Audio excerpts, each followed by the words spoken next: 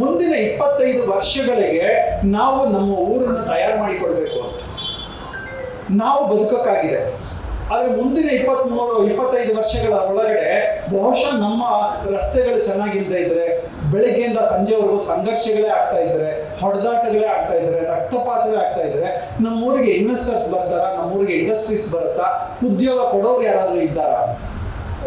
ಈ ವಾತಾವರಣ ನಿರ್ಮಾಣ ಮಾಡುವಂಥದ್ದು ನಮ್ಮೆಲ್ಲರ ಪತ್ರಿಕೋದ್ಯಮದ ಒಂದು ಜವಾಬ್ದಾರಿಯೂ ಹೌದು ಅಂತ ಹೇಳ್ತೀನಿ. ಅದಕ್ಕೆ ನಿಮ್ಮೆಲ್ಲರ ಸಹಕಾರವನ್ನು ನಾನು ಕೊಡ್ತೀನಿ. ಊರನ್ನ ಒಂದು 7 ವಿಭಾಗದಲ್ಲಿ ನಾವು ಒಂದು ಪ್ಲಾನ್ ಮಾಡಿದ್ದೀವಿ. ನ್ಯಾಷನಲ್ ಲೆವೆಲಲ್ಲಿ ಕೆಲಸ ಮಾಡ್ತಾ ಇದ್ದೀವಿ. ಒಂದು ಕ್ಲೀನ್ ಮೈಸೂರು ಅಂತ ಒಂದು ಸ್ವಚ್ಛವಾಗಿದ್ದರೆ, ಇವಾಗ ಇಂಡೋರಲ್ಲಿ ಸ್ವಚ್ಛ ಇಂಡೋರ್ ಅಂತ ಮಾಡಿದ್ದಾರೆ, ಹಾಗೆ ಸ್ವಚ್ಛ ನಾಸಿಕ್ ಅಂತ ಮಾಡಿದ್ದಾರೆ. ಅವರೆಲ್ಲರೂ ಕೂಡ ಇಡೀ ಊರನ್ನ ಸ್ವಚ್ಛವಾಗಿ ಇಟ್ಕೊಳ್ಳೋದು ಹೇಗೆ ಅಂತ ಪ್ರತಿಯೊಂದು ಸಿಟಿಸನ್ ಕೂಡ ಅದರ ಜವಾಬ್ದಾರಿಯನ್ನು ತಗೊಂಡಿದ್ದಾರೆ. ಹಾಗೆ ಊರಿನ ಇನಿಷಿಯೇಟಿವ್ಗಳಲ್ಲಿ ಕ್ಲೀನ್ ಮೈಸೂರು ಅಂತ ಒಂದು, ಗ್ರೀನ್ ಮೈಸೂರು. ಇವಾಗ ನಮಗೆ ಗಿಡಗಳಿದೆ, ಬಹುಶಃ ಇನ್ನೊಂದು 10 ವರ್ಷಗಳ ಒಳಗಡೆ ಹಿಂದೆ ನೆಟ್ಟಿರುವ ಎಲ್ಲ ಗಿಡಗಳು ಬಿದ್ದೋಗುತ್ತೆ. ಅದಾದ್ಮೇಲೆ ನಮಗೆ ಆಕ್ಸಿಜನ್ ಇಲ್ಲ. ನಿಮ್ಮೆಲ್ಲರ ಮಾಹಿತಿಗಾಗಿ 3 ನಿಮಿಷಕ್ಕೆ 1 ಲೀಟರ್ ಆಕ್ಸಿಜನ್ ನಮಗೆ ಒಬ್ಬರಿಗೆ ಬೇಕು. ಹಾಗೆ 3 × 20 ಲೀಟ್ರು ಇಂಟು ಇನ್ನು 24 ಗಂಟೆ ಅಂದರೆ ನಮಗೆ 500 ಲೀಟರ್ ಆಕ್ಸಿಜನ್ ಬೇಕು.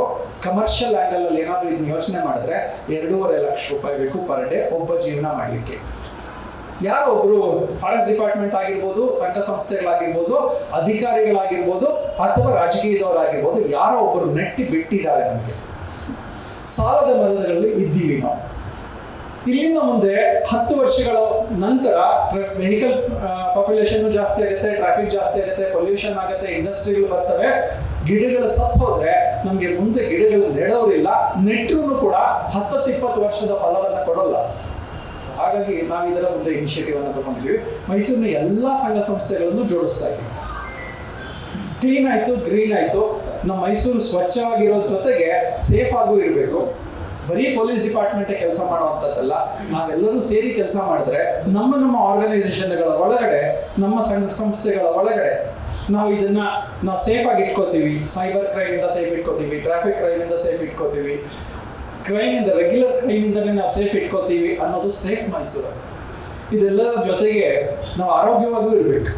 ಇವತ್ತು ನಮ್ಮ ಆರೋಗ್ಯದ ಕಾಸ್ಟು ತುಂಬಾ ಕಡಿಮೆ, ಯಾಕೆಂದ್ರೆ ವಾತಾವರಣ ತುಂಬಾ ಚೆನ್ನಾಗಿದೆ.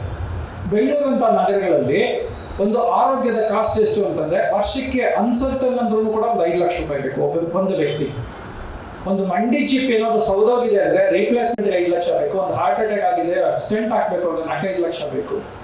ಒಂದೇ ವ್ಯಕ್ತಿಗೆ 4-5 ಪ್ರಾಬ್ಲಮ್ ಅಂದ್ಬಿಟ್ರೆ 20-25 ಲಕ್ಷ ಬೇಕು. ಕ್ಯಾನ್ಸರ್ ಬಂದ್ರೆ 50 ಲಕ್ಷ ರೂಪಾಯಿ ಬೇಕು.